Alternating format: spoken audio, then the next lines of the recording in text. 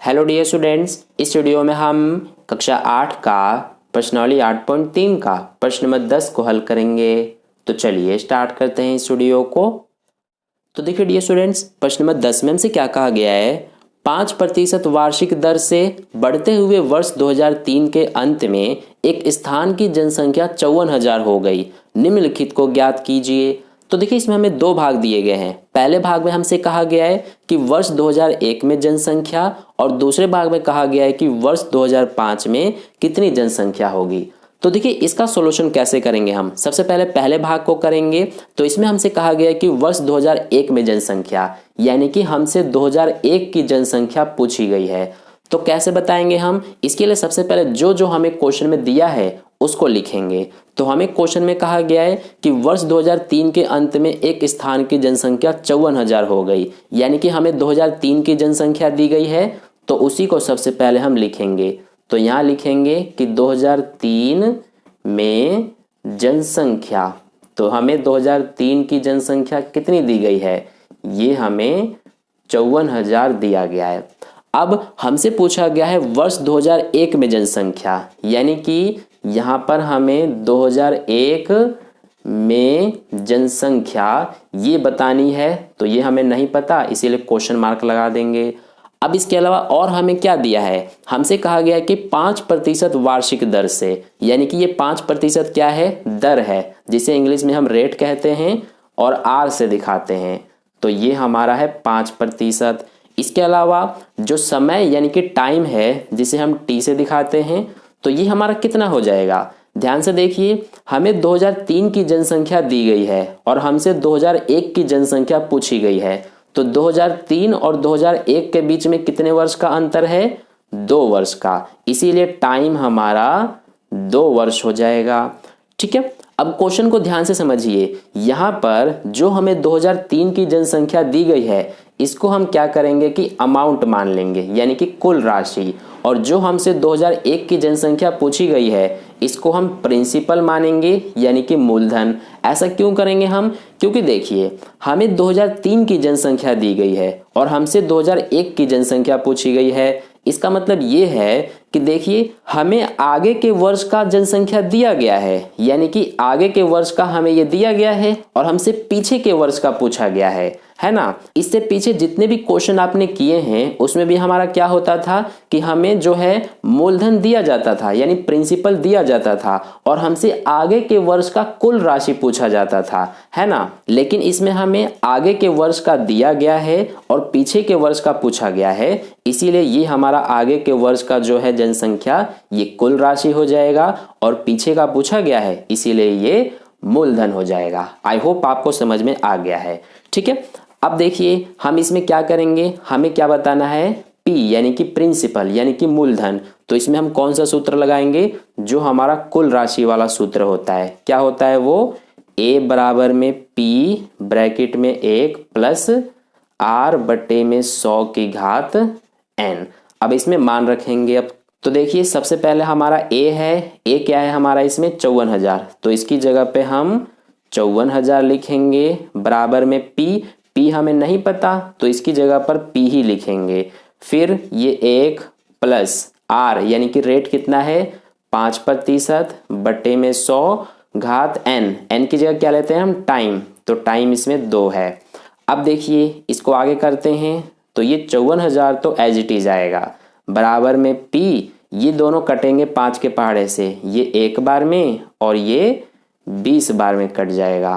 तो हमारे पास क्या बचा, 1 प्लस 1 बटे 20। तो इसको कैसे सॉल्व करते हैं हम, सबसे पहले 20 का 1 से गुणा करेंगे, 20 एकम 20 प्लस 1, तो ये हो जाएगा 21, बटे में जो है वही लिखेंगे। अब इसमें देखिए घात 2 लगा हुआ है, यानी कि ये जो है हमारा 2 बार लिखा जाएगा, इस तरह से 21 बटे 20, 21 बटे 20। ठीक है, अब हमें इसमें क्या करना है, इस p का मान निकालना है। तो हम क्या करेंगे कि p को बराबर के इधर ही छोड़ेंगे और इन दोनों को इधर लेके आएंगे। ठीक है, तो हमारा p का मान आ जाएगा। तो सबसे पहले 54,000 को तो एज इट इज लिखेंगे। अब इस 20 को इधर ले जाएंगे, इधर भाग में है, इधर जाएगा तो गुणा में हो जाएगा, ये वाला भी इधर जाएगा तो गुणा में हो जाएगा, और ये 21 इधर गुणा में है, इधर आएंगे बराबर के तो भाग में हो जाएंगे इस तरह से। अब इधर क्या बचा हमारा, p बचा। ठीक है, अब देखिए इसको सॉल्व करते हैं। तो सबसे पहले ये दोनों हमारे 3 के पहाड़े से कट जाएंगे, ये 7 बार में कटेगा और ये 3 के पहाड़े से 18,000 बार में कट जाएगा।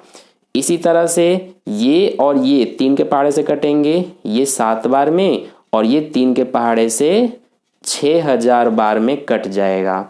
ठीक है, तो ये हमारा हो गया। अब देखिए क्या बच रहा है उसको लिख लेते हैं हम। तो सबसे पहले ये बच रहा है 6,000 गुणा में ये 20 गुणा 20, तो ये हो जाएगा 400 बटे में क्या बच रहा है 7 गुणा 7 यानी कि 49 बराबर p। ठीक है, अब इसके बाद आगे कर लेते हैं यहाँ पर। तो देखिए हमें क्या करना है, अब इस 6,000 और 400 का गुणा करना है। तो सबसे पहले 6 और 4 का गुणा कर लेंगे तो ये हो जाएगा 24 और कितने जीरो हैं 1 2 3 4 5, तो यहाँ पर 5 जीरो लगा देंगे बटे में क्या है 49 बराबर p। अब हमें क्या करना है, इस 49 से इसको भाग करना है। तो जब आप 49 से इसको भाग करेंगे तो आपका जो आंसर है ये आएगा 48,979.59 बराबर में p। तो ये हमारा आ रहा है p का मान। ठीक है, अब देखिए ध्यान से, हमने p जो है ये क्या माना है 2001 की जनसंख्या, यानी कि ये जो है ये हमारा क्या है जनसंख्या है। लेकिन देखिए क्या कभी भी हमारा जनसंख्या पॉइंट में होता है क्या, नहीं होता है। जैसे यहाँ पर पॉइंट के बाद 59 है, मान लीजिए ये आधा है, तो हमारा कभी भी जनसंख्या आधा होता है क्या, नहीं होता, क्योंकि कोई भी व्यक्ति आधा पैदा नहीं हो सकता है। ठीक है, इसीलिए जनसंख्या भी कभी भी हमारा इस पॉइंट में नहीं हो सकता। तो हम क्या करेंगे कि इसको हम लगभग में मानेंगे। कितना मानेंगे, इसको हम लिख लेंगे इस तरह से 48,979.59 है, तो इसको हम लगभग में 80 मान लेंगे। ठीक है, यानी 48,980 बराबर p हमारा आ गया। तो ये हो गया। इसके बाद यहाँ पर हम क्या करेंगे, ये हमारा क्योंकि लगभग है तो यहाँ पर हम इसके बाद इस तरह से लगभग लिख देंगे। ठीक है, बराबर में p। तो इस तरह से ये हमारा आ गया 48,980 बराबर p, और p हमने 2001 की जनसंख्या मानी है, इसीलिए हमारा यहाँ पर 2001 की जनसंख्या कितनी होगी 48,980। तो इस तरह से यहाँ पर हम लास्ट में लिख देंगे अतः 2001 में जनसंख्या, यही हमसे पूछा गया था। तो ये हमारा कितना आ रहा है, ये यानी 48,980। तो यही हमारा पहले भाग का आंसर है। ठीक है, पहले भाग का आंसर यहाँ से स्टार्ट है हमारा। तो ये हो गया पहले भाग का सॉल्यूशन। अब देखिए यहाँ से हम दूसरे भाग को करते हैं। तो दूसरे भाग में हमसे क्या पूछा गया है कि वर्ष 2005 में कितनी जनसंख्या होगी, यानी कि इस बार हमें 2005 में जनसंख्या ये पूछा गया है।